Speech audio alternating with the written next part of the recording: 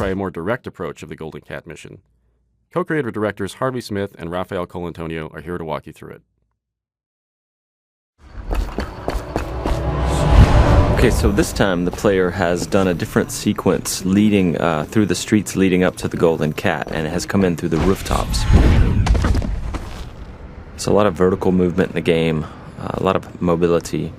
In the previous area, you can get dropped off in the river, and you're here to kill Custis and Morgan Pendleton. And therefore, there are several different ways to enter the Golden Cat area. In this playthrough, we're going to do very brutally.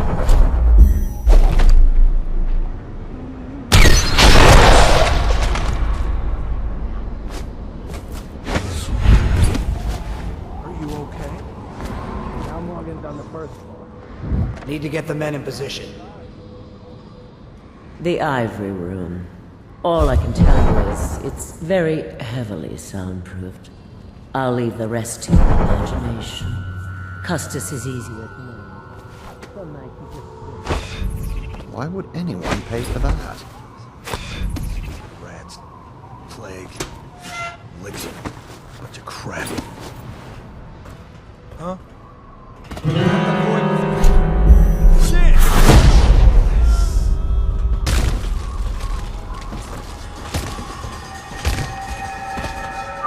This is a drop attack.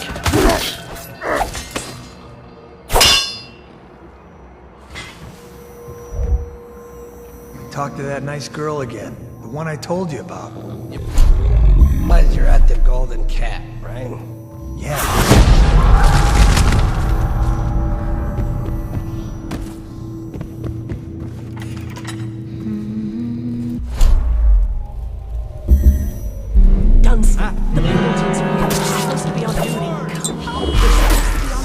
Obviously, playing this way has got consequences.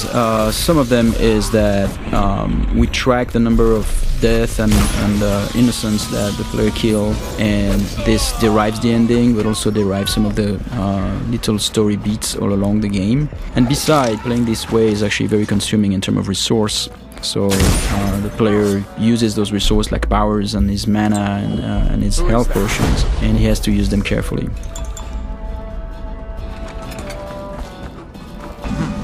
Might be worth checking out.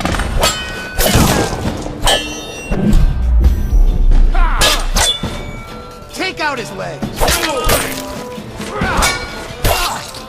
So here the players stop time just before the guards have fired their pistols, and he's planting a spring razor there. When time resumes, it will kill them both.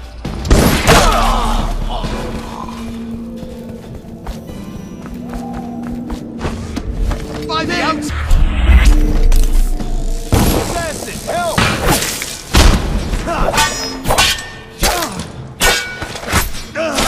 Game's combat with the sword, the melee combat, involves blocking and counter-attacks if the blocking is timed correctly. I hear you.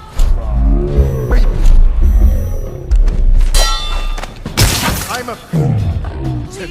I'll have you whipped and put to work in the...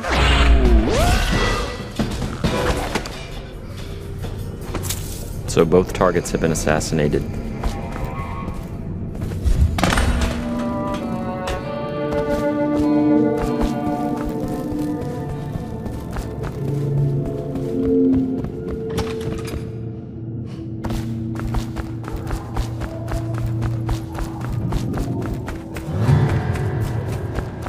Huh? Someone help me out! Someone get over here! Help! Someone...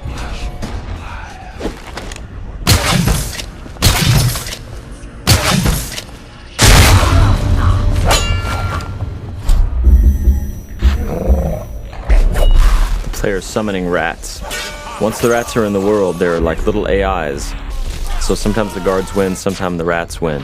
And here the player has possessed one of his own rats and is now getting away.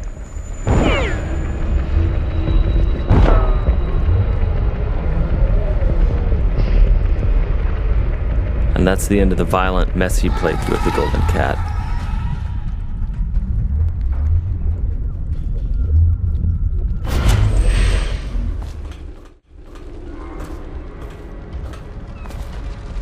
So this is a very different area. The previous area with posh and pretty, this is like desolated, abandoned. This is actually the area where there are weepers. It's called the flooded district. And there are those tall boys here that are preventing the weepers. The weepers are the plague-infected people. Those tall boys, their job is to prevent them from accessing the rich area. So they will shoot at the weepers and they will shoot at anything that tries to get through, including the player.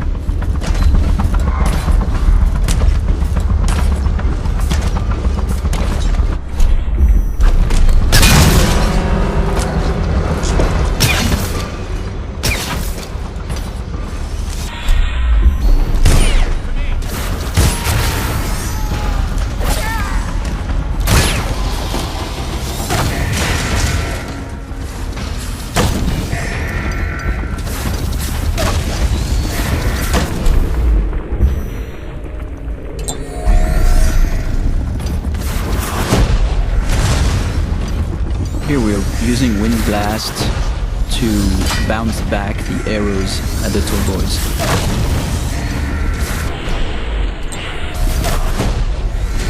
Using Wind Blast to knock the tall boys' phosphorescent arrows back at them is another combination of game mechanics that we did not plan for, but players found it quite fun. So we made some small changes to help support it.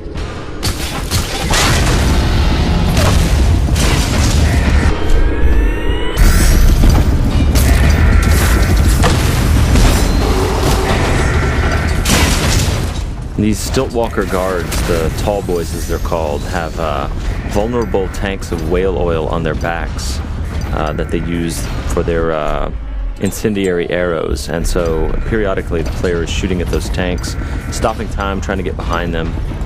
The shields all around them are actual breakable wooden shields, so they absorb some of the player's shots, but periodically the player breaks one of them off. Here the player just possessed a tall boy and he's going to escape the area through those wall of lights here via tall boy. So the wall of light is a Tesla-like security device that's a powerful electrical field, and the guards at the beginning of their shift are attuned to it so they can walk through it, but the player cannot unless he hacks it.